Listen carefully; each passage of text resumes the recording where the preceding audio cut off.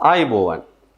අද අපි DP Education Skills for Life වැඩසටහන හරහා ඕගොල්ලන්ට ගේන්න යන්නේ සුරතල් මත්ස්‍ය කර්මාන්තයේ නියැලෙන ඕනෑම කෙනෙකුට අත්‍යවශ්‍ය මාතෘකාවක් පිළිබඳව තමයි සාකච්ඡා කරන්න හදන්නේ.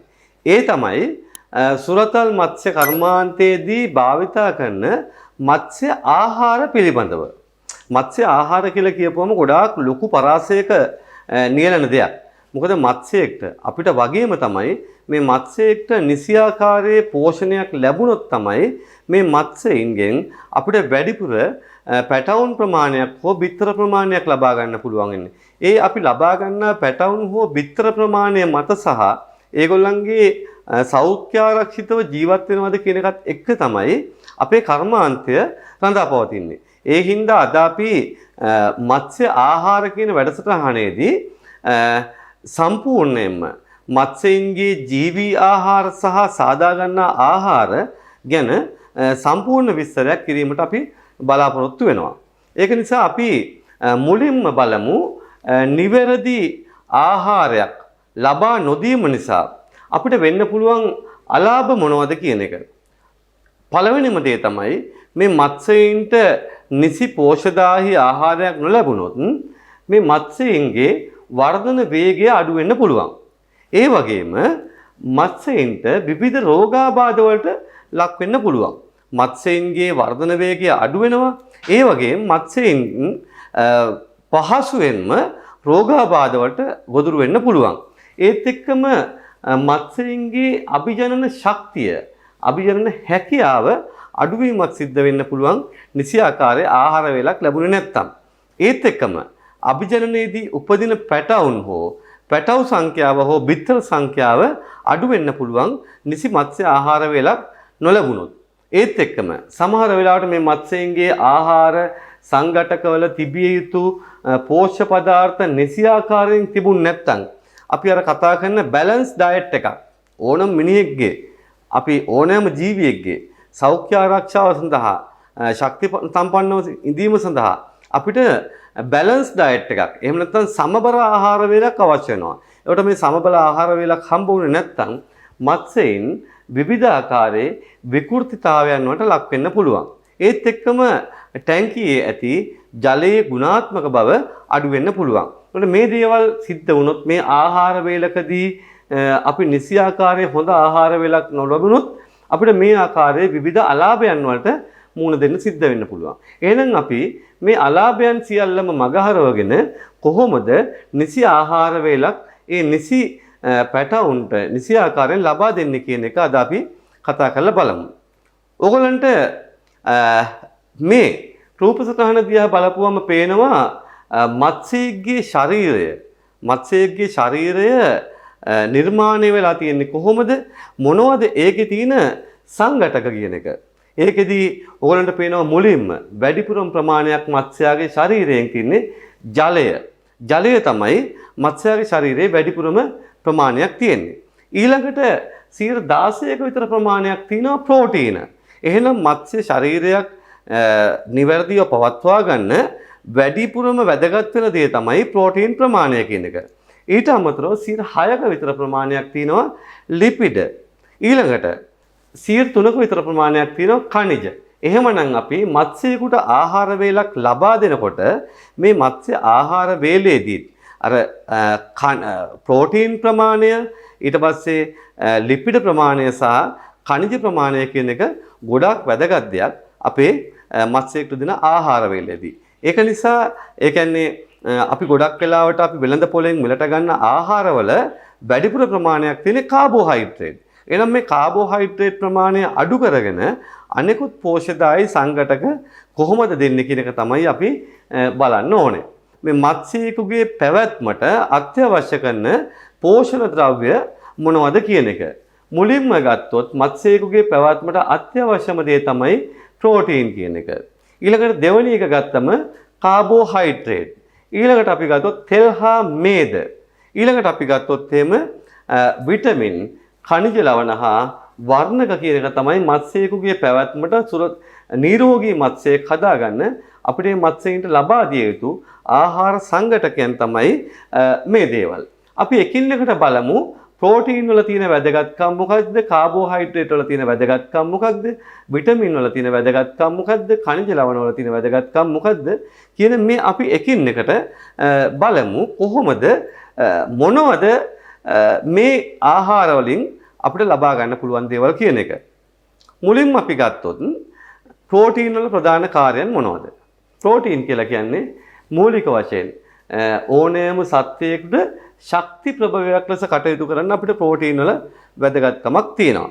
ඒත් එක්කම සිරුරේ පටක විනාශ වීම, ගෙවී යෑම ඒ දේවල් වලදී සිරුරේ පටක නැවත වතාවක් ගොඩනැංවීමට සහ සකස් කිරීමේ හැකියාව මේ ප්‍රෝටීන් වලට තියෙනවා. ඊළඟට ප්‍රෝටීන් මගින් තමයි මේ ශරීරයේ අපේ ශරීරයේ නැත්නම් මත්ස්‍යයේ ශරීරයේ හිමොග්ලොබින් නිපදවීම සිද්ධ කරන්නේ ඒ හරහා. එන්සයිම් නිෂ්පාදනය කරන්නේ මේ ප්‍රෝටීන් වල අවශ්‍යතාවය අපිට එන්සයිම් වර්ග නිෂ්පාදනය කිරීමේදී ශරීරයට අත්‍යවශ්‍ය වෙනවා. ඒත් එක්කම මත්ස්‍යයාගේ ශරීරයේ ප්‍රතිදේහ සහ හෝමෝන නිෂ්පාදනය කිරීමේදී ප්‍රෝටීන් ඉතාමත් විශාල කාර්යභාරයක් සිද්ධ කරනවා. ඉතින් මේ ප්‍රෝටීන් වල තියෙන වැදගත්කම තමයි අපි කතා කරේ. ඒ වගේම ප්‍රෝටීන් ප්‍රමාණය අඩු වුණොත්, ප්‍රෝටීන් ඌනතාවයක් ආවොත් මේ මත්ස්‍යයින්ට සිද්ධ වෙන්න පුළුවන් මොනවද? මොන වගේ ලෙඩ රෝග වලටද ගොදුරු වෙන්න පුළුවන්? අපි බලමු ප්‍රෝටීන් ඌනතාවයෙන් මත්ස්‍යයින්ට වැළඳෙන රෝග. මේ ප්‍රෝටීන් ඌනතාවය නිසා මත්ස්‍යයාගේ ශරීර ශක්තිය හීන වෙලා මත්ස්‍යයා දුර්වල වෙන්න පුළුවන්. ඔන්න ප්‍රෝටීන් නැමැති වීම නිසා එන්න පුළුවන් පළවෙනි දේ තමයි මත්ස්‍යයාගේ ශරීර ශක්තිය දුර්වල වෙලා මත්ස්‍යයා රෝගී තත්ත්වයක් බවට දුර්වල මත්ස්‍යයෙක් බවට පත් වෙන්න පුළුවන්.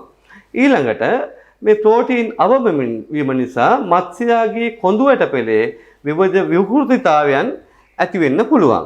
ඊළඟට මේ මත්ස්‍යයන්ගේ වරල් දියවීම සහ නිසි ලෙස වර්ධනය නොවීම සිද්ධ වෙන්න පුළුවන්. අපි මත්ස්‍යයෙක් ගත්තම මත්ස්‍යයාගේ අත්‍යවශ්‍යම දෙයක් තමයි ඒ මත්ස්‍යයා නිසි අලංකාරයෙන් ඉන්නනම් එයාගේ වරල් හරි ලස්සනට තියෙන්න ඕනේ. ඒවා හරි විදිහට වර්ධනය වෙන්න ඕනේ.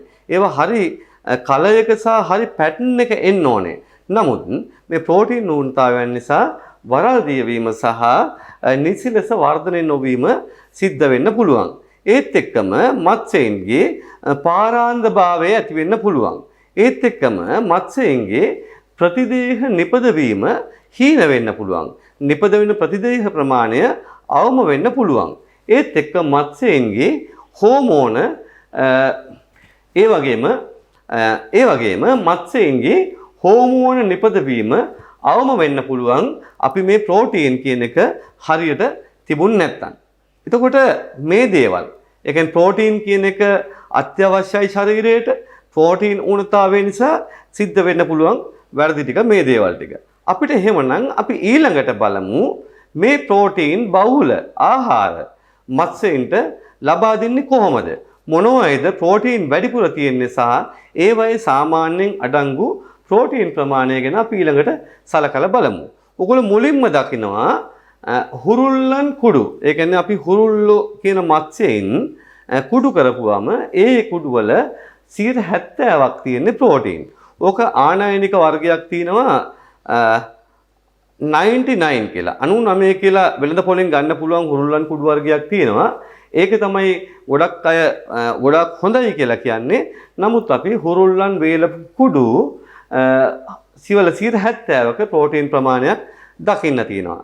ඒත් එක්කම අපි හාල් මැස්සන් කුඩු. ඒ කියන්නේ අපි ගෙදරට හාල් මැස්සෝ කරවලා ගේනවා. ඒ හාල් මැස්සෝ කරවලා ගෙන ආපුවම මේ හාල් මැස්සගේ ශරීර කොටස ගන්නවා, ඔළුව අයින් කරනවා.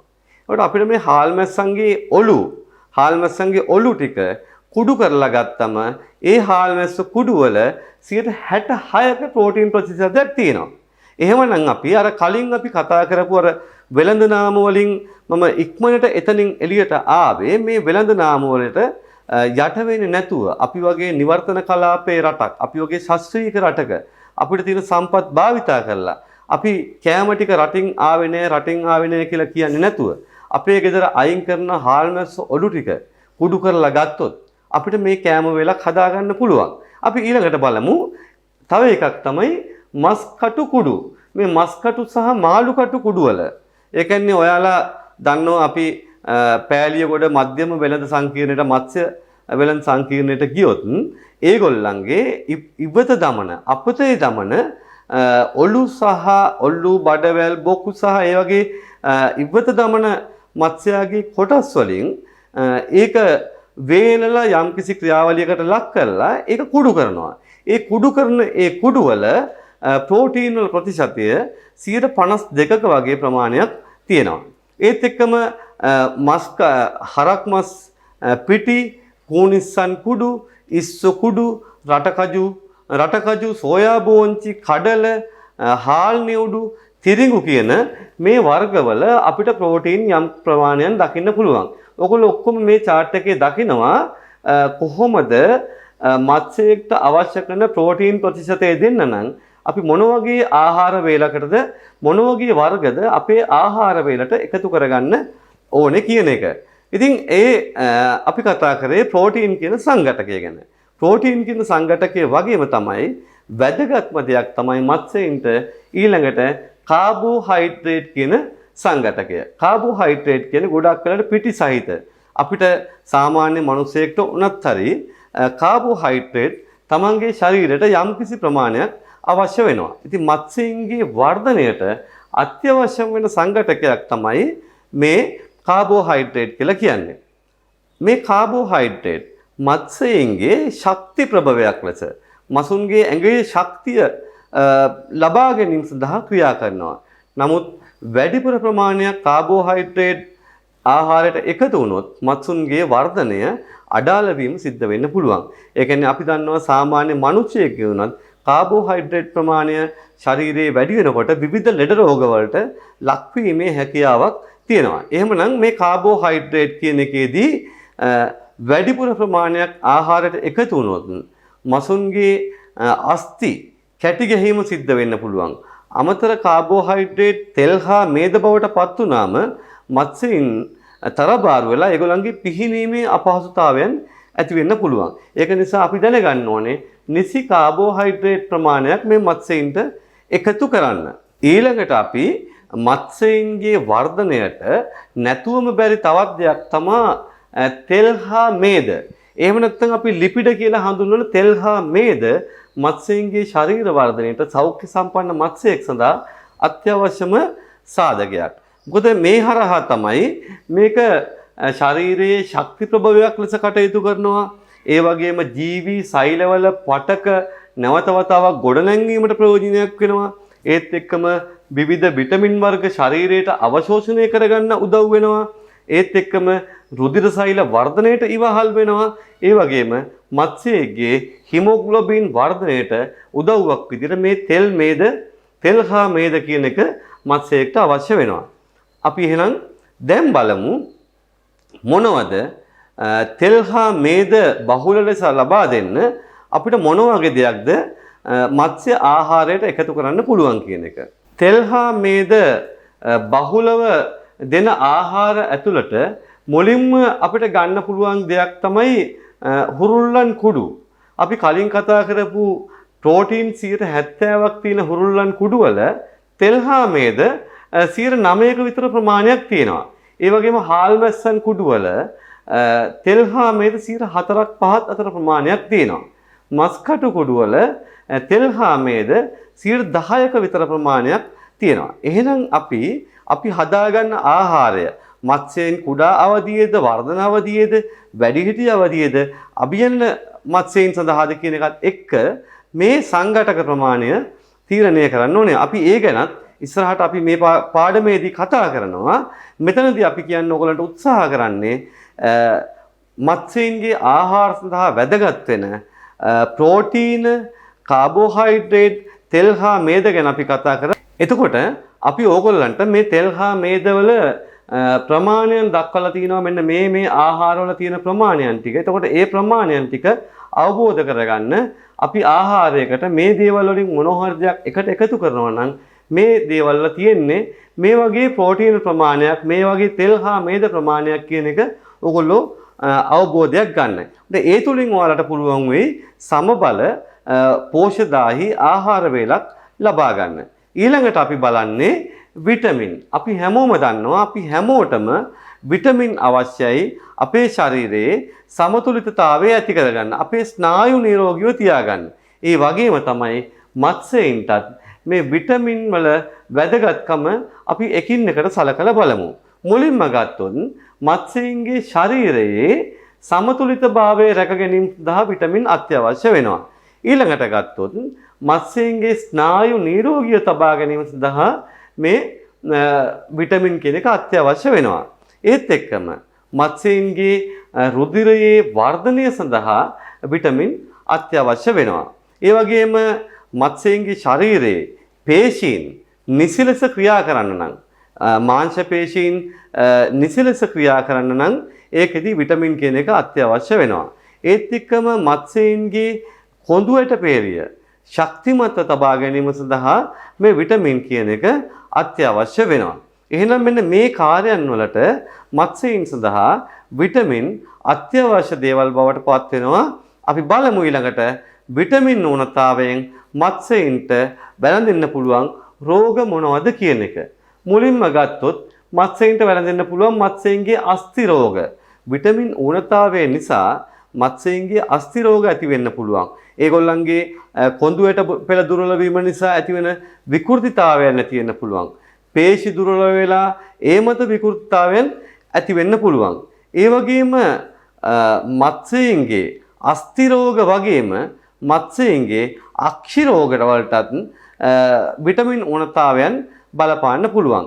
මත්ස්‍යයින්ගේ රුධිරය අඩුවීම, වකුගඩු නරක් වීම, උදරය නරක් වීම, මත්ස්‍යයින්ගේ වර්ධන වේගය බාල වීම, හිමොග්ලොබින් සහ රුධිරයේ කැට ගැසීම, සෛල හිඟවීම, ඒ වගේම ස්නායු රෝග, ශ්වසන රෝග, වර්ණහීනතාවය, කරමල් වල රෝග, වරල් දියවීම මේ වගේ විවිධාකාරයේ රෝගී තත්ත්වයන්ට ලක් වෙන්න පුළුවන් මත්ස්‍යයින්ට නිසි ආකාරයෙන් විටමින් සහිත ආහාරයක් ලබා නොදීම නිසා.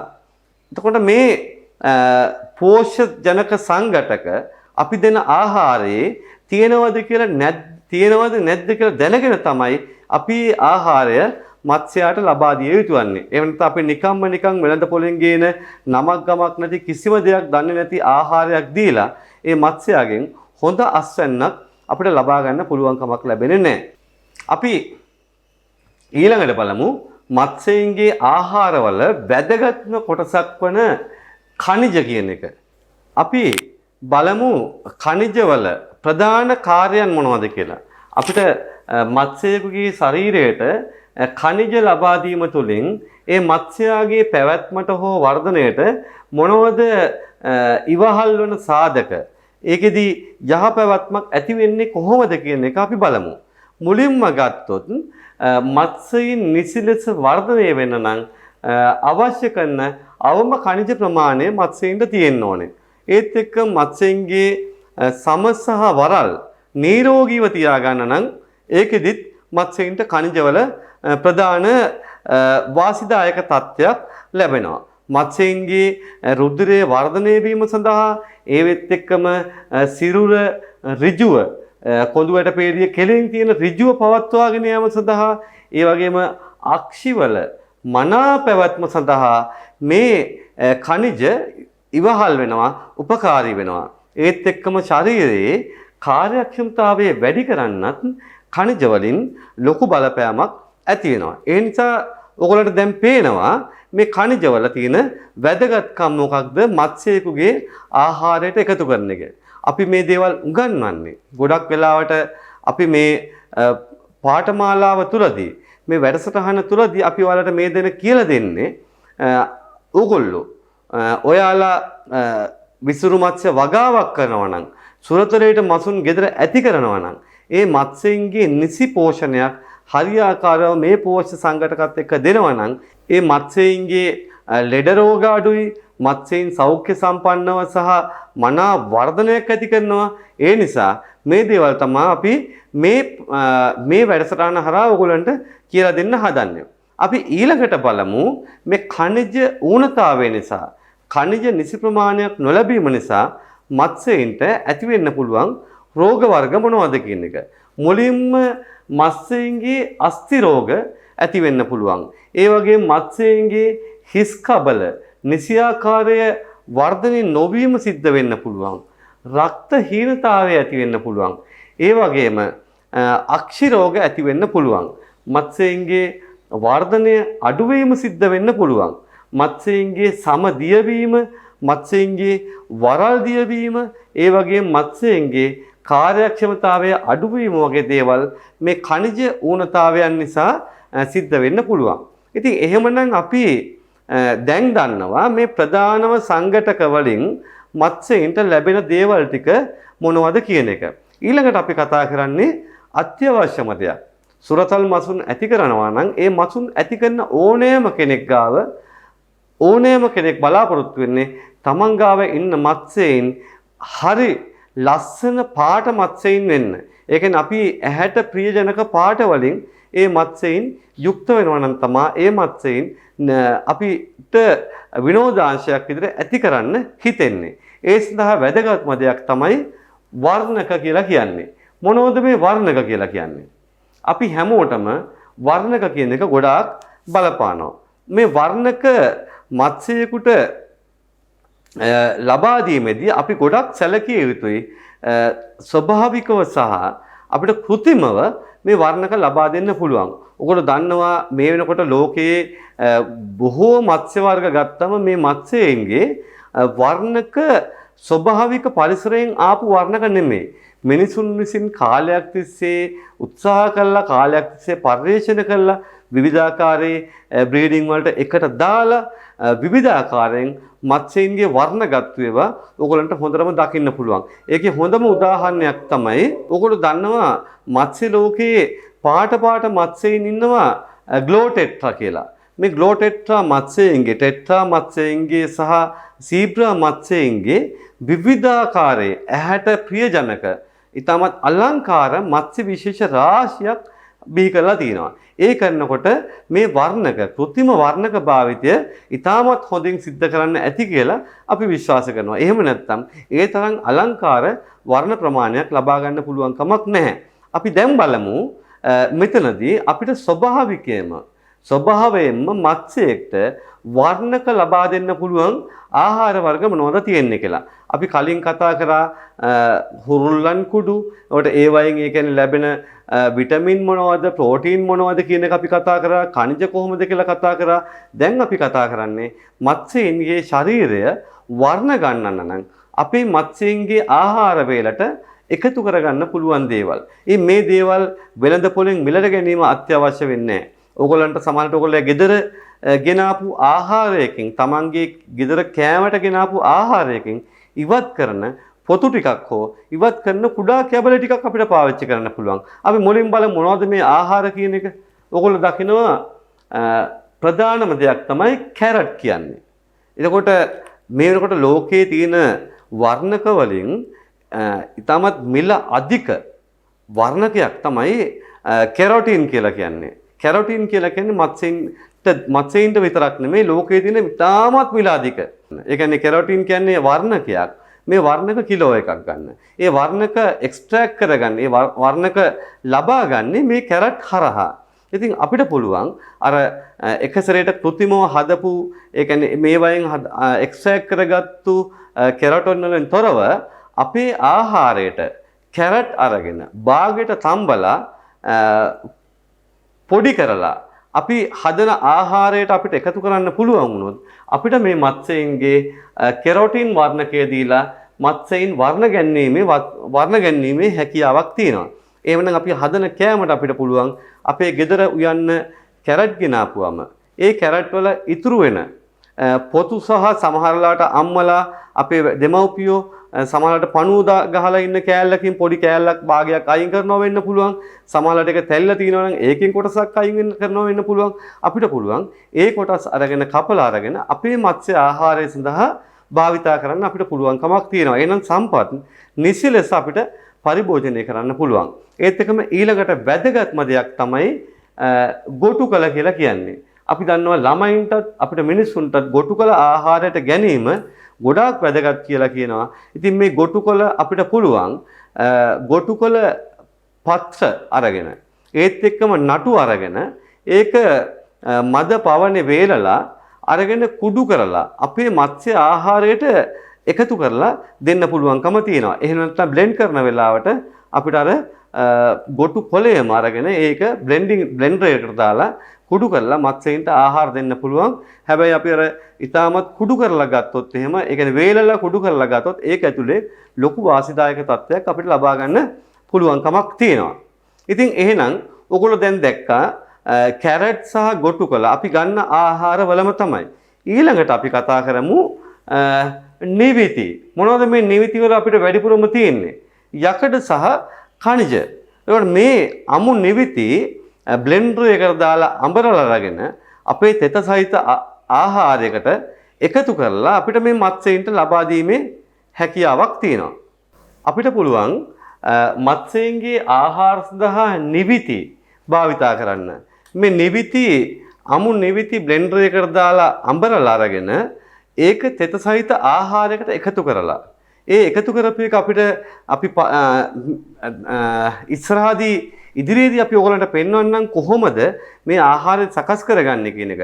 නමුත් දැනට මතක තියාගන්න නිවිති කියන එක අපිට අමු නිවිති ඛනිජ ලවණ ලබා ගන්න සහ යකඩ ලබා ගැනීම සඳහා ඊටමත් මත්ස්‍ය ආහාරයකට වැදගත් වෙනවා කියන එක. ඊළඟට ඊටමත් වැදගත්ම වර්ණකයක් තමයි වදමල් කියලා කියන්නේ. අපේ ගම්වල විතරක් නෙවෙයි අපේ නගරයේ වුණත් වැටවල් වල එහෙම නැත්නම් වතුවල මේ වදමල් බොහෝමයක් තියෙනවා එක්ක. ඉතින් එතනදී මම කියාගෙන ආපු කරුණට මම ආයෙමත් යනවා නම් වදමල් කියලා කියන්නේ අපිට නැතුවම බැරි වර්ණකයක්. මත්ස්‍ය කර්මාන්තයේදී විතරක් නෙමෙයි වෙනත් තැන්වලදීත් අපිට පුළුවන් වදමල් පෙති ගලවලා ඒක මද පවනේ වේලලා ඊළඟට කුඩු කරලා අපේ ආහාර කිලෝ එකකට වදමල් පෙති කුඩු කරගත්තු ග්‍රෑම් 50ක් අපිට එකතු කරන්න පුළුවන් නම් මත්ස්‍යයින්ගේ වර්ණ ඉතාමත් හොඳින් එනවා. එහෙනම් අපි මේ නොමිලේ අපිට කරගන්න පුළුවන් දේවල් අපේ වත්ත පිටියේ වැවෙන වදමල් ටිකද නිවිති ටිකද ගොටුකොළ ටිකද අරගෙන අපිට පුළුවන් අපේ මත්ස්‍යයින්ගේ ආහාර ලබා දෙන්න. පිට රටින් කෑම එනකම් බලන් ඉන්නේ නැතුව අපිට පුළුවන් මේ මත්ස්‍ය ආහාර හදලා ලබා දෙන්න පුළුවන්. ඊළඟට වැදගත්ම වැදගත්ම වර්ගයක් තමයි වර්ණක ලබා දීම සඳහා වෙල් කූනිස්සෝ. වෙල් කූනිස්සෝ කියන්නේ බොහොම පුංචි කූනිස්සෝ වර්ගයක්. මේ කූනිස්සන් අපිට ආහාර කිලෝග්‍රෑම් එකකට ග්‍රෑම් 80ක් එකට එකතු කරලා වෙල් කූනිස්සෝ අපේ ආහාරයට එකතු කරගන්න පුළුවන්. ඒ කියන්නේ ආහාර කිලෝ එකක් හදද්දී එතනදී ග්‍රෑම් 80ක වෙල් කූනිස්සන් ප්‍රමාණයක් ඒ ප්‍රමාණයට එකතු කරන්න අපිට හැකියාව ලැබෙනවා. ඊළඟට අපි ගත්තොත් ඉස්සන් ගත්තමත් අපිට පුළුවන් මේ ඉස්සන්ගේ ඔලු ගන්නත් පුළුවන්. එහෙම නැත්නම් ඉස්සෝ කරවල අරගෙන ඒකේ ඔලුව ගන්නත් පුළුවන්. එතන ඉස්සෝ මාළු අරගෙන ඉවරලා ඒ ඉස්සගේ ඒ ටික අපිට වේලලා කුඩු කරලා අරගෙන එහෙම ගන්නත් පුළුවන්කමක් තියෙනවා. ඉතින් ඒක අරගෙන තෙතමනේ රහිතව අරගෙන වේලලා අරගෙන බ්ලෙන්ඩර් එකට දාලා පිටි කරලා තියාගෙන ආහාර කිලෝග්‍රෑම් එකක් හදනකොට ග්‍රෑම් 50 ගානේ මිශ්‍ර කරන්න පුළුවන් අපිට මේ ඉස්සන් කුඩු. ඊළඟට අපිට මට්ටින් කියන්නේ. මට්ටි කියලා කියන්නේ සාමාන්‍යයෙන් මුහුදු වෙරළ ආශ්‍රිතව ඉන්න කුඩා කකුළු වගේ විශේෂයක්. අපිට මේ මට්ටින් අරගෙන මට්ටි කරවල අරගෙන බ්ලෙන්ඩර් එකට දාලා පිටි කරලා බෝතලයකට දාලා තියාගෙන ආහාර කිලෝග්‍රෑම් එකකට ග්‍රෑම් 30ක් වෙන විදිහට කලවම් කරලා මේ ආහාරය හදාගන්න පුළුවන් කමක් තියෙනවා. එහෙනම් ඕගොල්ලන්ට පැහැදිලි මේ මත්ස්‍යයින්ගේ විටමින්, ප්‍රෝටීන්, ඛනිජ ලවණ, කාබෝහයිඩ්‍රේට්, වර්ණක මේ දේවල් ලබා ගන්න අපි මොනවද කරන්න ඕනේ කියලා. ඒ අනුව ඔයාලත් පිටින් කෑම එනකම් බලන් ඉන්නේ නැතුව අර මම මුලින් කතා කරපු වෙළඳ පොලේ තියෙන කෑම වර්ග ටික කෑම නැහැ කියලා කියන්නේ නැතුව Tamanට සුදුසුයක් Tamanගේ වත්ත පිටියෙන් ලබා ගන්න පුළුවන් අමුද්‍රව්‍ය අරගෙන හදලා දෙන්න පුළුවන් නම් ඒක තමයි හොඳම දේ. අපි එහෙනම් ඊළඟට බලමු මේ මත්ස්‍ය ආහාර සඳහා යොදා ගන්න පුළුවන් අමුද්‍රව්‍ය මොනවද තියෙන්නේ කියන එක. අපිට මුලින්ම පුළුවන් සත්ත්ව ප්‍රෝටීන සහිත අමුද්‍රව්‍ය පාවිච්චි කරන්න පුළුවන්. ඒ කියන්නේ සත්ත්ව ප්‍රෝටීන් සහිත අමුද්‍රව්‍ය කියලා කිව්වේ අපි කලින් කතා කරපු කුරුල්ලන් කුඩු, මස්කටු කුඩු ඔය වගේ දේවල් අපිට පාවිච්චි කරන්න පුළුවන්. ඒත් එක්කම අපිට කාබෝහයිඩ්‍රේට් වගේ දේවල් ගන්න අපිට පුළුවන්. ධාන්‍ය වර්ග, අල වර්ග ඒ වගේ දේවල් අපිට පාවිච්චි කරන්න පුළුවන්. ඊට පස්සේ විටමින් සහ ප්‍රෝටීන් සඳහා අපිට පලා වර්ග වගේ දේවල් පාවිච්චි කරන්න පුළුවන්. ඒත් එක්කම තෙල් වර්ග අඩංගු ආහාර ධාන්‍ය වර්ග අපිට ගන්න පුළුවන් මේද හා ලිපිඩ අවශ්‍යතාවයන් සම්පූර්ණ කර ගැනීම සඳහා. අපි කලින් කතා කරපු වර්ණක අමුද්‍රව්‍ය ඒ කියන්නේ කතා කරපු කෙරොටින්, කැරට්, ඊට පස්සේ වදමල්, ඊළඟට දහස් පෙතිය මල් පෙති ඒ වගේ දේවල් අපිට පාවිච්චි කරන්න පුළුවන් වර්ණක ලබා ගැනීම සඳහා. අවසානයේදී අපිට සකස් කරපු අමුද්‍රව්‍ය කියලා කියන්නේ අපිට වෙළඳ පොළට ගිහිල්ලා මේ වෙළඳ පොළෙන් විටමින් වර්ග වලට අවශ්‍ය කරන බෙහෙත් වර්ග අපිට ලබා ගන්න පුළුවන්කමක් තියෙනවා. ඒ කියන්නේ උදාහරණයක් විදිහට ගත්තොත් අපිට කැල්සියම් ගන්න ඕන නම් අපිට කැල්සියම් ටැබ්ලට් එකතු කරන්න පුළුවන්. විටමින් වර්ග අපිට විවිධාකාරයෙන් එකතු කරගන්න පුළුවන්. ඒත් එක්කම අපිට 7C's වගේ එහෙම නැත්නම් මෝරතෙල් කියන 7C's ටැබ්ලට් අපිට පාවිච්චි කරන්න පුළුවන්. ඒ වගේ අපිට විවිධාකාරයේ සකස් කරපු වර්ග අපිට යොදා ගන්න පුළුවන් මේ විටමින්, ඛනිජ ලවණ, තෙල් කියන අවශ්‍යතාවයන් සම්පූර්ණ කර ගැනීම සඳහා. අපි දැන් ඊළඟට බලමු සත්ත්ව ප්‍රෝටීන් සහිත අමුද්‍රව්‍ය කියන්නේ මොනවද? සත්ත්ව ප්‍රෝටීන් අපිට ලබා ගන්න පුළුවන් ප්‍රධානම දේවල් ටික මොනවද කියන එක. මත්ස්‍ය කර්මාන්තයේදී විශේෂයෙන්ම සමහරවිට මාංශ භක්ෂක මත්ස්‍යයින් ඉන්නකොට වැඩිපුරම මාංශ භක්ෂක සත්වයින් ඉන්නකොට උදාහරණයක් විදිහට ගත්තම මස් වලට ප්‍රිය කරන අරවානා එහෙම නැත්නම් ඩිස්කස් එහෙම නැත්නම් ඔස්කර් වගේ මත්ස්‍යයින් අපි හදනවා නම් අපිට ඒගොල්ලන්ට හොඳ ආහාරයක් තමයි අපි සත්ත්ව ප්‍රෝටීන් සහිත අමුද්‍රව්‍ය වලදී අමතක කරන්න බැරි දෙයක් තමයි ඕනෑම මත්ස්‍යයකට දෙන්න පුළුවන් හරක් හෘදය. හෘදය කියලා කියන්නේ අපි ඒක සාමාන්‍ය කතා කරන දෙක බීෆ් හાર્ට් එක. බීෆ් හાર્ට් එක තමයි මත්ස්‍යයින්ට අජීවී ආහාරයක් විදිහට දෙන්න පුළුවන් හොඳම පෝෂණක ආහාරය. වෙනත් ආහාරයක් නැතුව වුණත් අපිට මේ බීෆ් හાર્ට් එක දෙන්න පුළුවන් කමක් තියෙනවා. එතනදී බීෆ් හાર્ට් එක අරගෙන ඒක අමුවෙන් අඹරලා, තම්බලා, එහෙම නැත්නම් වෙනත් ආහාරයක් එක්ක මිශ්‍ර කරලා අපිට ලබා දීමේ හැකියාව තියෙනවා. අපි ඉදිරියේදී ඔයගොල්ලන්ට මේ බීෆ් හાર્ට් එක පිළියෙල කරගන්න ආකාරය පිළිබඳ විස්තරාත්මකව කතා කරන්න සූදානම් වෙනවා. ඊළඟට ගත්තම හරක් පීකුදු. හරක් පීකුදු කියලා කියන්නේත් ඒ වගේම හොඳ ආහාරයක්. හරක් පීකුදු. මේ හරක් පීකුදුත් අපිට පුළුවන් අමුයෙන් හරි යාන්තම් තම්බලා අරගෙන අපිට පුළුවන් දෙන්න පුළුවන් කමක් තියෙනවා. ඉතින් මෙතනදිත් ඒ කියන්නේ හරක් පීකුදු වල තියෙන එක ගැටලුවක් තියෙන්නේ ජලය අපවිත්‍ර වීමට මේක බලපාන්න පුළුවන් හරක් හෘදයත් එක්ක සාපේක්ෂව බලපුවම. ඒ නිසා අපි මේ ආහාර බොහොම ප්‍රවේශමෙන් දෙන්න ඕනේ. බ්ලෙන්ඩර් එකකට දාලා කුඩු කරලා අපිට අනිකුත් ආහාරයක් එක දෙන්න පුළුවන්. අපි ආහාර හදා ගන්න විදිය ප්‍රායෝගිකව ඕගොල්ලන්ට ඉදිරියේදී වැඩසටහනකදී පෙන්වන්න බලාපොරොත්තු වෙනවා. අපි ගත්තොත් ඊළඟට ගත්තොත් එimhe හරක් මස්.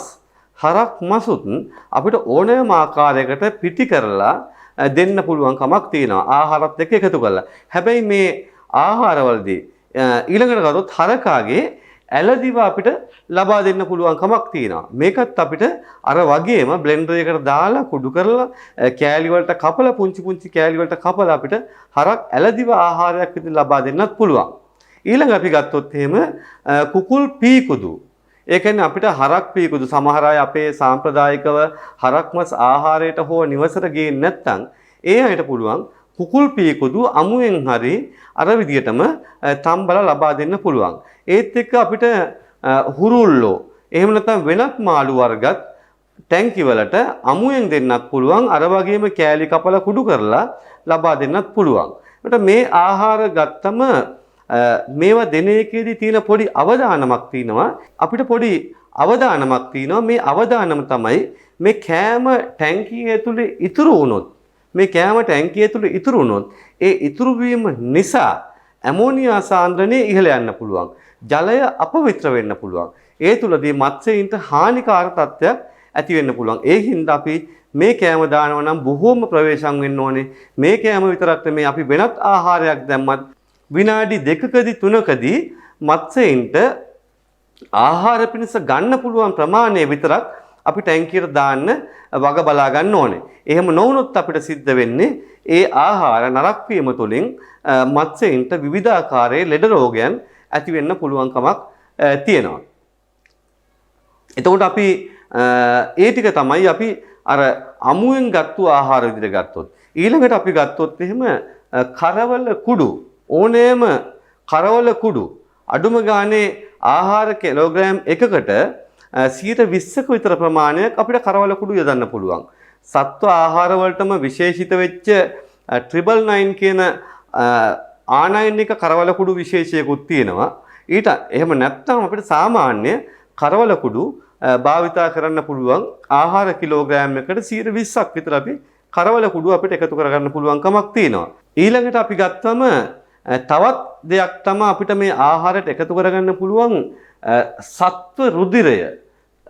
සත්ව රුධිරය ගත්තමත් ඊටමත් පෝෂ්‍යදායී ආහාරයකට එකතු කරගන්න පුළුවන් දෙයක් සහ මත්ස්‍යයින් බොහොම කැමැත්තෙන් ආහාරයට ගන්න දෙයක් තමයි සත්ව රුධිරය. ප්‍රායෝගිකව එකතු කර ගැනීමේ අපහසුතාවයන් තියෙන්න පුළුවන්. හැබැයි ආනයනික සත්ව රුධිර පිටි වර්ග කුඩු කරපු පිටි වර්ග අපිට වෙළඳ පොලෙන් ලබා ගන්නත් පුළුවන්.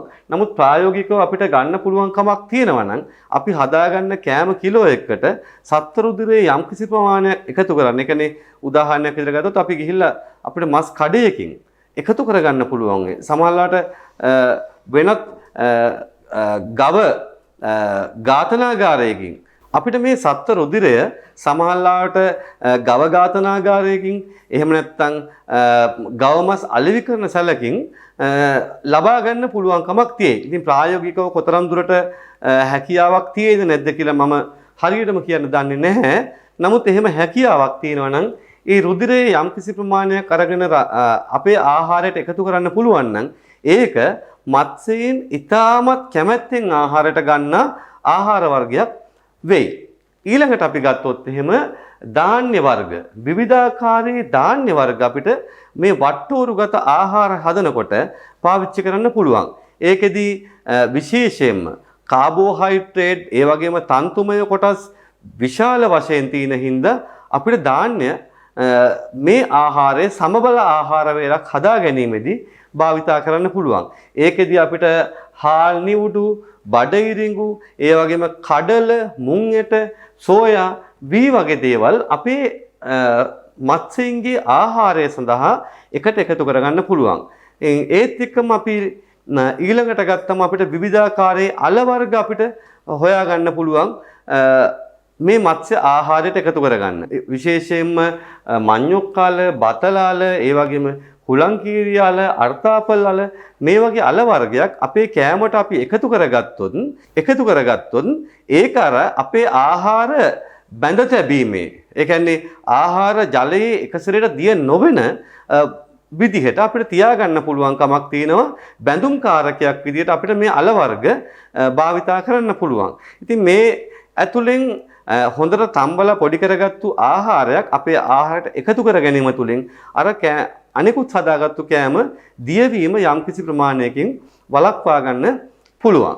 ඉතින් අපි එහෙනම් ඊළඟට බලමු නැවත වතාවක් තවත් මොනවද අපිට එකතු කරගන්න පුළුවන් දේවල් තියෙන්නේ කියලා. පලා වර්ග වට්ටෝරුගත ආහාර සකස් කරනකොට අමුද්‍රව්‍යයක් වශයෙන් භාවිතා කරන්න පුළුවන් දෙයක් තමයි මේ පලා වර්ග.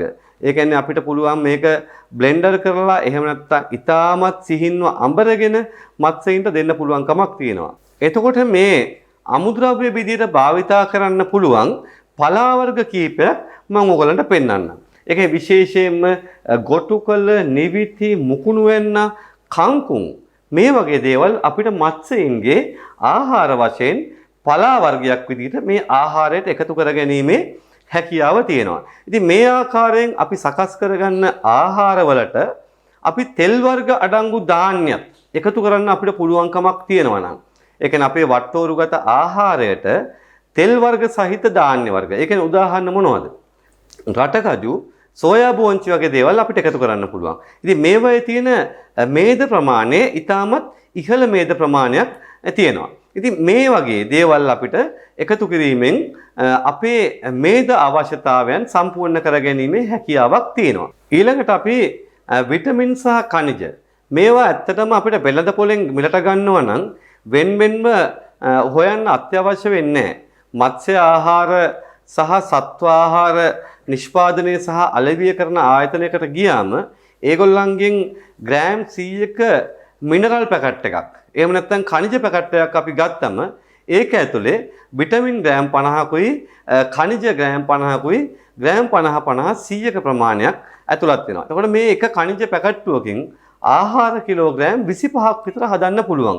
ඒ කියන්නේ ග්‍රෑම් 100ක khනිජ සහ විටමින් තියෙන පැකට් එකක් ගත්තම ඒකෙන් අපිට සාමාන්‍ය ආහාර කිලෝග්‍රෑම් 25ක් විතර හදන්න පුළුවන්. අපි දැන් ඕගොල්ලන්ට මේ වෙනකන් පෙන්නුවා මත්ස්‍යයින්ට අපේ ඉන්න මත්ස්‍යයින්ට දිය හැකි විවිධාකාරයේ ආහාර වර්ග. ඒ කියන්නේ මත්ස්‍යයින්ගේ ප්‍රමාණය අනුව මත්ස්‍යයින්ගේ වර්ගය අනුව මත්ස්‍යයින් ජීවත් වෙන පරිසරය අනුව ඔයාලා මේ වෙනකොට දැක්කා මත්ස්‍යයින් ඒගොල්ලෝ ජීවත් වෙන පරිසරය අනුව මත්ස්‍යයින්ගේ වර්ගය අනුව අපිට දෙන්න පුළුවන් විවිධාකාරයේ ආහාර අපි දැක්කා. ඉතින් ඒ අතරතුරේ දැන් අපි සූදානම් වෙන්නේ මාංශ භක්ෂක මත්ස්‍යයින් සඳහා ලබා දිය හැකි විශේෂ ආහාරයක් සාධන ආකාරය ඔයගලන්ට පෙන්වන්න. උදාහරණයක් විදිහට ගත්තොත් ඔස්කා ඩිස්කස් අරවාන වගේ මත්ස්‍යයින් ගත්තොත් මේගොල්ලෝ බොහොමයක්ම කැමති මාංශමය ආහාර තමන්ගේ ආහාර විදිහට එකතු කරගන්න. ඒ විතරක් නෙමෙයි අපි අනිකුත් මත්ස්‍යයින් ගත්තත් උදාහරණයකට අපි ගත්තොත් ප්‍රේටිස්, හෝටෙල්, ඒන්ජල්, ගෝල්ෆිෂ් ආදී ඕනෑම මත්ස්‍යයක් ගත්තොත් මේ මත්ස්‍යයින්ගෙන් 99%ක්ම මාංශ භක්ෂක සතුන් තමයි. ඉතින් අපිට පුළුවන්කමක් තියෙනවා නම් මේ මත්ස්‍යයින් සඳහා ඒ වගේ ආහාරයක් ලබා දෙන්න පුළුවන් නම් ඒක තමයි අපිට කරන්න පුළුවන් හොඳම දේ ඒ මත්ස්‍යයින්ගේ ඉක්මන් සහ අඛණ්ඩ වර්ධනය සඳහා. ඒ හින්දා අපි දැන් මේ මාංශ භක්ෂක මත්ස්‍යයින්ට සාදා දෙන්න පුළුවන් හොඳ ආහාරයක් හදාගන්න විදිය ගැන අපි බලමු. මෙතනදී අපි උත්සාහ කරන්නේ ඕගොල්ලන්ට ආහාරයක් සාදා ගන්න එකට සාම්පල් එකක් පෙන්වන්න. ඒක නිසා මේ වට්ටෝරුව ඇතුළෙම ඉන්න ඕනේ කියලා දෙයක් නැහැ. මේ වට්ටෝරුවෙන් පිටට ඔයාලට යෑමේ හැකියාවක් තියෙනවා. අද වෙනකොට අපි මත්ස්‍යයින්ට ආහාර වශයෙන් දෙන ආහාර කිලෝ එකක් හදාගන්න ආහාර කිලෝ එකක් මිලට ගන්න අපි ලොකු වියදමක් දරන්න ඕනේ. උදාහරණයක් විදිහට ගත්තොත් අපි මම වෙළඳ නාමය කියන්න කැමති නැහැ. මේ දවස්වල ප්‍රෝටීන් අධික ආහාරයක් මිල ඉතාමත් අධිකයි. සාමාන්‍යයෙන් ග්‍රෑම් 250ක් රුපියල් 800 900 1000 වගේ මුදලකට යනවා. ඒ කියන්නේ කිලෝග්‍රෑම් එකක ආහාර සාදා ගන්න අපිට අඩුම ගානේ රුපියල් 3000කට එහා මුදලක් යනවා මත්ස්‍ය ආහාර කිලෝ එකක් හොඳ පෝෂණයක් සහිත ප්‍රෝටීන සහිත ආහාරයක් හදන්න. නමුත් දැන් මේ වෙනකොට අපි සූදානම් වෙන්නේ ඊට වඩා අඩු මුදලකින් හදා ගන්න පුළුවන් අපි මේ වෙනකොට මත්ස්‍යයින්ට ආහාර වශයෙන් විශේෂයෙන්ම හයි ප්‍රෝටීන් ආහාරයක් විදිහට දෙන්නේ මේ කෑම වර්ගය තමයි අපි ගොඩක් වෙලාවට දෙන්නේ. ඉතින් මේ ආහාරය මේ වෙනකොට කලින් රුපියල් 400ක 450ක වගේ මිලට තිබිච්ච පැකට් එක ග්‍රෑම් 250 පැකට් එකක් මේ වෙනකොට රුපියල් 800ත් 1000ත් අතරට ගිහින් තියෙනවා. ඒ කියන්නේ අපි අවම වශයෙන් රුපියල් 800ක් කියලා හිතුවොත් රුපියල් 3200ක් යනවා අපිට මත්ස්‍ය ආහාර කිලෝ එකක් හදාගන්න. නමුත් ඊට වඩා අඩු මුදලකින් අපි නිවසේම සාදා ගන්න ආහාරයක් දෙන එක අපිට යෝග්‍යයි. ඒ නිසා ඒක සඳහා සාම්පල් එකක් තමයි අපි මේ පෙන්වන්නේ. මේක ඇතුලේ හිර වෙලා ඉන්න ඕනවත් මේ මත්ස්‍ය වට්ටෝරුවම ගෙනියන්න ඕනේ කියන එකවත් ඕගොල්ලෝ හිතේ තියාගන්න එපා. අපි මේ තියෙන දේවල් වලින් Tamanට පුළුවන් ටික එකතු කරගෙන අපි මේ දේ කරන්න ඕනේ කියන එකයි කියන්නේ. ඔයාලට මත්ස්‍ය ආහාර කියන පාඩමේදී සම්පූර්ණයෙන්ම මත්ස්‍ය ආහාරයක තිබිය යුතු සංඝටක ගැන කතා කළා. මත්ස්‍යයේ වර්ධනයට අවශ්‍ය වෙන සාධක ගැනත් අපි ඔයගලන්ට කතා කළා. ඉතින් මෙතනදී අපි කරන්න හදන්නේ ඒ සාධක සහිත සංඝටක සහිත ආහාර එකතු කරලා මේ ආහාරයක් සාදා ගන්න ආකාරය විතරයි ඔයාලට කියන්න හදන්නේ. අපි මේකට යොදා ගන්නවා මුලින්ම අපිට පුළුවන් මෙතනදී අපි පාවිච්චි කරලා තින්නේ චිකන් හાર્ට් එක සහ චිකන් පීකුදු. ඒ කියන්නේ කුකුල් මස් පීකුදු සහ කුකුල් හෘදය කියන එක තමයි මෙතනදී අරගෙන තියෙන්නේ. අපිට මේ වෙනුවට භාවිතා කරන්න පුළුවන් ගව හෘදය, ගව මස් හෝ ගව පීකුදු කියන එක පාවිච්චි කරන්න පුළුවන්. ඉතින් මෙතනදී අපි පීකුදු භාවිතා කිරීමේ අපිට අහිතකර ගැටලුවක් ඇති වෙනවා. ඒ තමයි ඔයාලා දන්නවා අපි මේ පීකුදු ගත්තම මේක ඇතුලේ ඇති වෙන මේ ලේත් එක්ක අපිට සම්පූර්ණයෙන්ම දියවීමේ අපහසුතාවයක් ඇති වෙනවා. ඉතින් ඒ නිසා අපිට ඒ කියන්නේ මේ පීකුදු භාවිතා කිරීමේදී ප්‍රවේශම්කාරී වෙන්න ඕනේ. හැබැයි ඒකට හරියන ආහාරය තමයි ගව හෘදය හෝ මේ චිකන් හાર્ට් එක කියන එක. ඉතින් මේකෙදිත් අපිට පුළුවන් මුලින්ම අපි චිකන් හાર્ට් එක ගත්තොත් මේ හાર્ට් එකේ උඩින්ම තියෙනවා මේ විදිහට සීවියක්. ඒ කියන්නේ ඔයාලට මේක බොහොම පැහැදිලිව පේනවා ඇති හමක් වගේ කොටසක් තියෙනවා. මේ හම කොටස අපි මුලින්ම ඉවත් කරගන්න ඕනේ. මොකද එහෙම නැත්නම් අපේ මත්ස්‍යයින්ට දිරවීමේ ගැටලු වලට මුහුණ දෙන්න පුළුවන් මේ කොටස ඇතුළත් කර ගැනීම තුලින්. ඉතින් ඒ නිසා අපි මේ විදිහට මේක මුලින්ම මේ ටික අපි ඉවත් කරගන්නවා. මේ හම අයින් කරගන්නවා. මේ උඩින් තියෙන හම කොටස තමයි අපි මෙතනදී අයින් කරගන්නේ. මේ විදිහට අපි මේක අයින් කරගත යුතුයි. මේ විදිහට අපි මේක අයින් කළා සම්පූර්ණයෙන්ම අපි ඉවත් කිරීමක් සිද්ධ කරනවා. ඒත් එක්කම මේක ඇතුලේ තියෙන තෙල් කොටස් ගත්තම මේ තෙල් කොටස් ටික ඉවත් කරනවා. උඩින් තියෙන තෙල් කොටස් ටික අයින් කරනවා. ඒ අයින් කළා අපි ඒ ටික වෙනම පැත්තකින් දාගන්නවා. මෙතනදී අපි මේ ආකාරයෙන් මේ හැම කොටස ඉවත් කිරීම කරගත යුතුයි. අපි මෙතනදී පීකුදු සහ හෘදයකින් දෙකම භාවිතා කරලා තියෙනවා. අපි හෘදය කොටස මෙතන තියාගෙන අනෙකුත් තියෙන හැම කොටස් ටික අපි ඉවත් කිරීම සිද්ධ කරමු. මේ ආකාරයෙන් අපි මේ හැම කොටස ඉවත් කරගන්න ඕනේ. මේ ආකාරයෙන් අපිට මේ හැම සහ තෙල කියන කොටස ඉවත් කරගන්න පුළුවන්. අපි මෙන්න මේ විදිහට ඒ පිරිසිදු කරගත්තු හෘදය සහ පීකුදු කොටස් ටික මේ විදිහට භාජනයකට දාගන්නවා. මෙතනදී අපි මුලින්ම ඊළඟට අපි කරවල කුඩු. ඒ කියන්නේ අපිට හාල් මැස්සන් කුඩු හරි එහෙම නැත්නම් වෙළඳ පොලේ මත්ස්‍යයින් සඳහාම ඇවිල්ලා තියෙනවා 99 හුරුල්ල කුඩු. එහෙම නැත්නම් හාල් මැස්ස කුඩු අපිට ගන්න පුළුවන්. අපි මෙතනදී හාල් මැස්ස කුඩු ගත්තා. අපි ඊළඟට හාල් මැස්සන් කුඩු මේකට අපි එකතු කරගන්නවා. අපි ඊළඟට එකතු කරගන්නවා සෝයා පිටි. ඊළඟට අපි එකතු කරගන්නවා රතු හාල් නිවුඩු. ඊළඟට අපි එකතු කරගන්නවා පාම් පිටි. ඊළඟට අපි එකතු කරගන්නවා මඤ්ඤොක්කා පිටි. අපි මේ කතා කරන ඒවායිදී සමහර පිටි වර්ග වලට නොලැබෙන්න පුළුවන්. නමුත් අපි මෙතනදී අපේ මේ ආහාරය නිවැරදිව සාදා ගැනීම සඳහා ඒ පිටි වර්ග සියල්ලක්ම සකසාගෙන තියෙනවා. ඊළඟට අපි ගන්න පුළුවන් අපිට සත්ව ආහාරය සඳහාම තියෙන පිටි. සත්ව ආහාරය සඳහා තියෙන කිරි පිටි අපිට වෙළඳ පොලෙන් ලබා ගන්න පුළුවන්. ඊළඟට අපි කූනිස්සන් කුඩු. මේ කූනිස්සන් කුඩු ඊළඟට අපි ගොටුකොළ කුඩු. ඒ කියන්නේ ගොටුකොළ අපි අරගෙන ඒක වේලලා කුඩු කරලා ගන්න කුඩු. එහෙම නැත්නම් අපිට පුළුවන් වෙළඳ පොලෙන් ගොටුකොළ කුඩු වශයෙන් ලබා ගැනීමේ හැකියාව තියෙනවා. ඊළඟට අපි ගත්තම අපි මෝර තෙල්. ඒ කියන්නේ මෝර තෙල් ග්‍රෑම් 1ක ප්‍රමාණයක් අපි මේකෙන් පාවිච්චි කරනවා. ඊට අමතරව අපි ගත්තොත් අපිට විටමින් සහ කැල්සියම් මිශ්‍රණය. අපි මේ විදිහට විටමින් සහ කැල්සියම් පෙති භාවිතා කරනවා. එතකොට මේ විදිහට විටමින් සහ කැල්සියම් පෙති අපිට භාවිතා කරන්න පුළුවන්. ඊළඟට අපි ඛනිජ මිශ්‍රණයක් අපි මේකට එකතු කරගන්නවා. ඒත් එක්කම අමතක නොකර කළ යුතු දෙයක් තමයි අපි ලුණු කුඩු ස්වල්පයක් මේකට එකතු කරගන්න ඕනේ. ලුණු කුඩු ස්වල්පයක් එකතු කරගන්න ඕනේ. මම ඒ කුමන කාර්යයන් සඳහාද කියන එක කියන්නම්. ඊළඟට අපි තවදුරටත් ජෙලටින් ජෙලි ආහාර සඳහා ගන්න ගැන ජෙලටින් ප්‍රමාණයක් තේ හැන්දක ප්‍රමාණයක් අපි මේකට භාවිතා කරනවා. මොකද මේ ආහාරය මත්ස්‍ය ටැංකියේ දියවීම වළක්වා ගැනීම සඳහා තමයි අපි ඒ කාර්ය සිදු කරනු ලබන්නේ. ඉතින් මේ ආකාරයට අපි එකතු කරගන්න ආහාර අපි මේ විදිහේ බ්ලෙන්ඩර් එකකට දාලා හොඳින් කුඩු කර ගැනීමක් සිද්ධ කරගන්න ඕනේ.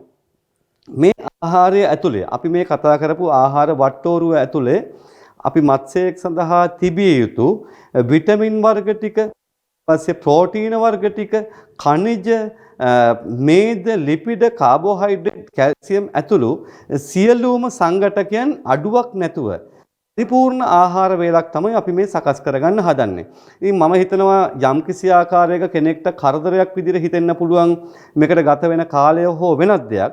නමුත් මම ඔයගලන්ට කලින් පෙන්නපු අපි දැනට ආහාරයට දාන කෑම පැකට් එකක් ග්‍රෑම් 250 රුපියල් 800ක්. කිලෝ එකක් රුපියල් 3200ක් වෙනවා.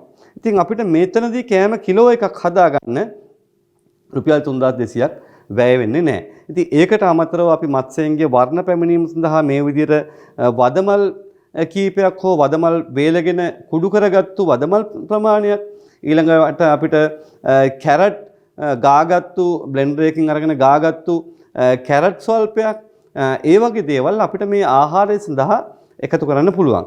මේ විදිහට අපි බ්ලෙන්ඩ් කරලා ඒ ආහාරය අධිශීතකරණයක තියලා අපේ මත්ස්‍යයින්ට ආහාරයක් විදිහට ලබා දෙන්න පුළුවන්. මේක ඉතාමත් පෝෂජනකයි. මත්ස්‍යයින්ට අර වේලපු ආහාර දෙනවා වගේ නෙමෙයි. මේක ජීවී ආහාරයකට බොහොම ආසන්නව ආහාරයක්. මොකද මාංශ සහිතව තියෙන ආහාරයක්. ඒත් එක්කම මේ මත්ස්‍ය ආහාරය සාදාගන්නේ අපි දන්නවා අපි දාපු පෝෂණ වර්ග ටික මොනවද කියලා. ඔයාලා ඉගෙන ගත්තා.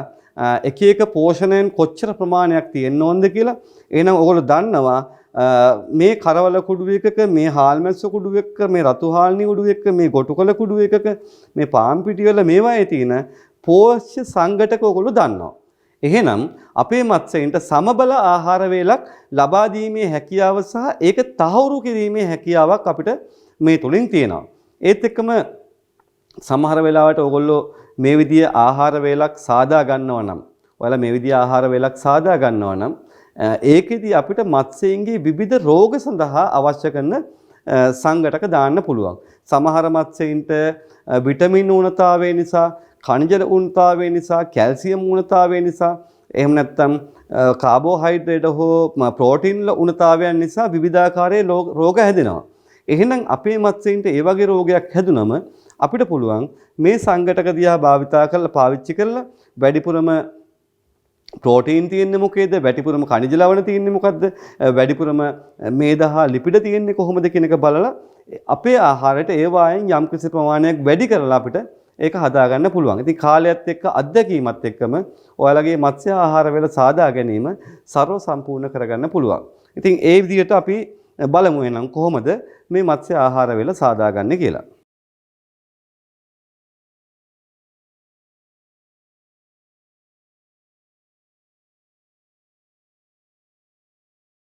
අපි මෙන්න මේ විදිහට ඒ කලින් කිරාගෙන සකස් කරගත්තු අමුද්‍රව්‍ය ටික මේ භාජනයට එකතු කිරීම සිද්ධ කරමු. ඊළඟට අපි මේ සෝයා කුඩු ඊළඟට ගොටුකොළ කුඩු ඊළඟට රතුහාල් නිවුඩු ඊළඟට අපි පාන් පිටි මොකද විශේෂයෙන්ම පාන් පිටි පාවිච්චි කරන්නේ හේතු දෙකක් හින්දා පාන් පිටි කියලා කියන්නේ ඇලෙන මාධ්‍යයක්. ඒ කියන්නේ අපිට ආහාරය දැන් අපි මෙතනදී භාවිතා කළේ ගව පීකුදු භාවිතා කරා. පීකුදු පාවිච්චි කිරීමේදී මත්ස්‍ය ටැංකියේ ජලය අපවිත්‍ර වීමේ සම්භාවිතාවය වැඩි. ඒ නිසා අපි ඒක එකට බොන්ඩින් මෝඩ් එකක් විදියට මේ පාම් පිටි භාවිතා කිරීම සිද්ධ කරනවා. මේ පාම් පිටි වලට අමතරව අපිට බොන්ඩින් මෝඩ් එකක් විදියට පාවිච්චි කරන්න පුළුවන්. ඒ කියන්නේ බැඳ ගැනීමේ ද්‍රව්‍යයක් විදියට පාවිච්චි කරන්න පුළුවන් දෙයක් තමයි ලුණු කියලා කියන්නේ. ඉතින් ඒක නිසා අපි ලුණුත් ඒ කියන්නේ එතනදී භාවිතා කරනවා බොන්ඩින් මෝඩ් එකක් විදියට. ඊළඟට අපි ගත්තොත් එහෙම මෙතන තියෙනවා ඒ කෝනිස්සන් කුඩු තියෙනවා. අපි ඒකත් මේ විදියට මේකට එකතු කරගන්නවා. ඒත් එක්කම අපි ඊළඟට අපේ තෙල් මිශ්‍රණයත් මෙතනදී මම තෙල් මිශ්‍රණය බ්ලෙන්ඩර් එකකට දැම්මට පස්සේ තෙල් මිශ්‍රණය එකතු කිරීම සිද්ධ කරන්නම්. අපි මෙතනදී ඊළඟට අපේ මේ විටමින් පෙති ප්‍රමාණයත් ඒ කියන්නේ කැල්සියම් පෙති ප්‍රමාණයත් අපි මේකට දැම්මා. ඊළඟට අපි ඒ විටමින් ප්‍රමාණයනොත් අපි ඒකට ප්‍රමාණයක් දාගන්නවා. ඊළඟට අපි ගත්තම මේ වදමල් කුඩු අපිට පුළුවන් මේ විදිහට හොඳම දේ තමයි මේක හොඳට සම්පූර්ණයෙන්ම වේලලා කුඩු කරගන්න එක. නමුත් අපිට එහෙම වේලලා කුඩු කරගැනීමේ හැකියාවක් නැත්නම් අපිට මේ විදිහට කරන්න පුළුවන්. මොකද මේ වදමල් කුඩු භාවිතා කිරීම ඇතුළෙන් අපිට මත්ස්‍යයන් රත් පැහැතියට, ඒ කියන්නේ මත්ස්‍යයන් රතු පැහැති කර ගැනීම සඳහා වර්ණක ආධාරයක් විදිහට අපිට වදමල් කුඩු භාවිතා කරන්න පුළුවන්. ඒ වගේම අපිට කහ පාට ගැනීම සඳහා අපිට කැරට් වල කැරොටින් කඩෙන් අපිට මිල ගන්න පුළුවන්, වෙළඳ පොලෙන් මිලට ගන්න පුළුවන් කෙරොටින් ගන්න පුළුවන්. ඒ කෙරොටින් හෝ අපිට මේ වගේ ඒ අපිට අවශ්‍ය මත්ස්‍යයාගේ වර්ණය අනුව භාවිතා කළ හැකි දේවල් ප්‍රමාණයක් අපිට තියෙනවා. මේ මත්ස්‍යයන් වර්ණ ගැනීම සඳහා විශේෂයෙන්ම මේ මල් වර්ග වල එක්ස්ට්‍රැක්ට්ස්, ඒ කියන්නේ මල් වර්ග වල සාරයන් ලබා ගැනීම සිද්ධ කරනවා. ඒ සාරයන් ඉතාමත් විශාල මිලක් වෙනවා අපි පිටරටවල වලින් මිලට ගන්න ගියොත්. නමුත් අපිට දේශීව අපි ගෙදර හදා ගන්න ආහාරයට අතිරේක කොටසක් විදිහට අපිට පාවිච්චි කරන්න පුළුවන්. අපිට මේ මල් වර්ග භාවිතා කරනකොට අපිට මත්ස්‍යයන් රත් පැහැතියට ගන්නන්න ඕන නම් අපේ මත්ස්‍යයන් අපි හිතමුකෝ උදාහරණයක් විදිහට ඔස්කා මත්ස්‍යයෙක්. ඒගොල්ලන් අපිට ඕන නම් කොප ඔස්කා වගේ මත්ස්‍යයෙක් අපිට රතු පැහැතියට ගන්න ඕන නම්, වෙනත් මත්ස්‍යයකට අපිට රතු පැහැති කරන්න ඕන නම්, ඩිස්කස් මත්ස්‍යයෙක් නම් එයා රතු පැහැති කරන්න ඕන නම් අපිට පුළුවන් ඒ රත් මල් එකතු කරගන්න. ඒත් එක්කම කහ පැහැති කිරීම සඳහා අපිට කහ පැහැති මල් දහස් පෙතිය මල් වෙන්න පුළුවන්. ඒ වගේ මල් වර්ගයක් අපිට එකතු කරගන්න පුළුවන්. නිල් පැහැතිර ගන්න ඕන අපිට නිල් කටරළු මල් අපිට එකතු කරගැනීමේ හැකියාවක් තියෙනවා. කහ පාට කරන්න ඕන නැවත තව කැරට් වගේ දෙයක් භාවිතා කරන්න පුළුවන්. බීට්රූට් වගේ දෙයක් අපිට පාවිච්චි කරන්න පුළුවන්. ඉතින් ඒ වයින් එක්ස්ට්‍රැක්ට් එක තමයි ගොඩක්ම සම්මත. නමුත් අපිට මේ මල් භාවිතා කිරීමෙනුත් අපිට ස්වභාවික ආහාරයක් අපේ මත්ස්‍යයාට ලබා දෙන්න පුළුවන්. ඉතින් ඒ දේට අමතරව බොන්ඩින් මෙතඩ් එකක් විදිහට විශේෂයෙන්ම අපි තව දුරටත් අපි ජෙලටින් ප්‍රමාණයක්, ජෙලටින් තේ හැන්දක වගේ ප්‍රමාණයක් අපි එකතු කර ගැනීමක් සිද්ධ කරනවා. මේ තියෙන ආහාරය අපිට මේ ටික අපිට හොඳින් කලවම් කර ගැනීමක් අපි සිද්ධ කරගන්නවා මුලින්ම ආහාරය අපේ බ්ලෙන්ඩරයට ඇතුළත් කිරීමට කලින්. මේ ආහාරය සකස් කරගත්තු, කලවම් කරගත්තු ආහාරය අපේ බ්ලෙන්ඩරයට අපි එකතු කර ගැනීමක් සිද්ධ කරමු.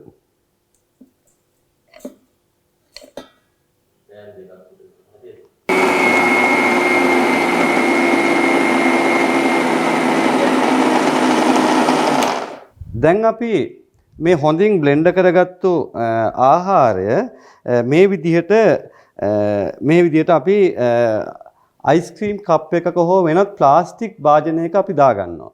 මේ දාන්නේ මේ විදිහටම තියලා අපි මේක අපේ අධිශීතකරණයක තියනවා. පැය කිහිපයක් තියලා ගොඩාක්ම තදින් ගල් වෙනකන් ඉන්නේ නැතුව අපිට කපන්න පුළුවන් මට්ටමට. දිය වෙලා යන්නේ නැති, නමුත් කපාගත හැකි මට්ටමකට මේක ගල් වුණාට පස්සේ, ඒ කියන්නේ සීත වුණාට පස්සේ තමයි අපි මේ ආහාරය කැබලි කපා ගැනීමක් සිද්ධ කරනු ලබන්නේ.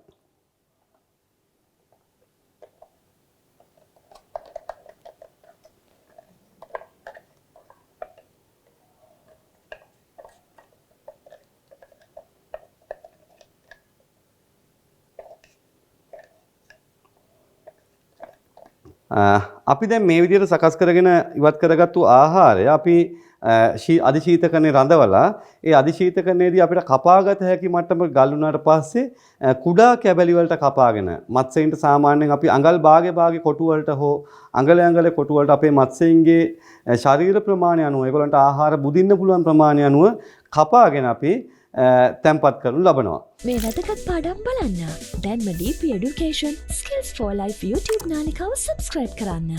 අලුතෙන් වීඩියෝස් බලන්න bell button එක ඔබලා තියාගන්න. ජීවිතේ ජය ගන්න. DP Education Skills for Life